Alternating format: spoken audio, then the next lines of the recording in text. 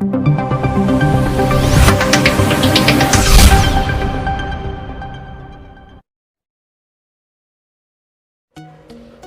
वालेकुम, Jatoi creative group में खुशामदीद जी। आज हम ऑटोकैड लेसन नंबर 3 स्टार्ट करेंगे और जो हमारी प्रीवियस कमांड रह गई थी आज हम वो कंप्लीट करेंगे। तो सबसे पहले आपने एक न्यू फाइल ओपन कर लेनी है। यहाँ से आप वो जिसमें काम करना चाहें मिलीमीटर में, इंच में, आपने ओके कर लेना है जी।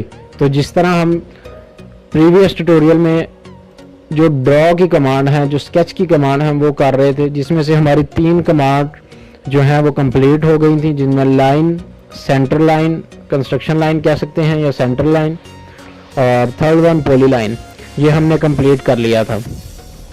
अब हम नेक्स्ट चलते हैं और नेक्स्ट हमारा है पॉलीगॉन। तो अगर आपको किसी चीज़ की समझ नहीं आती तो आप अपना कमेंट जो है वो कमेंट बॉक्स में छोड़ सकते हैं, आपको जल्द रिप्लाई कर दिया जाएगा। तो जी, जैसा कि हम पॉलीगॉन जो है इसको स्टार्ट करते हैं।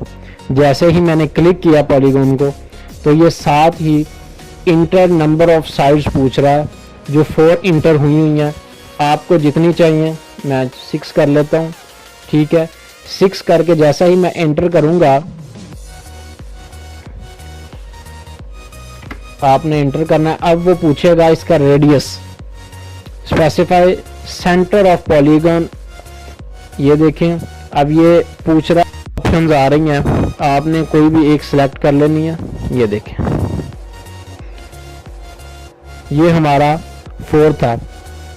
अब हम नेक्स्ट अपना पॉलीगॉन ही एक और करते हैं, जिसमें हम 6 इंटर कर लेते हैं। ये हमने सेंटर पॉइंट और ये हमने सेलेक्ट कर लिया। ये देखें, आपको जितने एज चाहिए आप उतने एज जो हैं वो आप इंटर करके उसका रेडियस इंटर करें।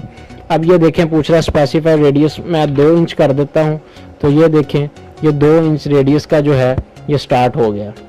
इसी तरह आप कुछ भी जो है वो सिलेक्ट कर सकते हैं, जितना आपको चाहिए आप वो सिलेक्ट कर सकते हैं। ओके, ये था हमारा पॉलीगॉन। आपने बस जस्ट सेलेक्ट करना है, नंबर ऑफ एजेस देने हैं, 6 इंटर करना है, सेंटर पॉइंट सेलेक्ट करना है और उसके बाद आपने रेडियस देके कमांड जो है अपनी कंप्लीट कर लेनी है, ठीक है।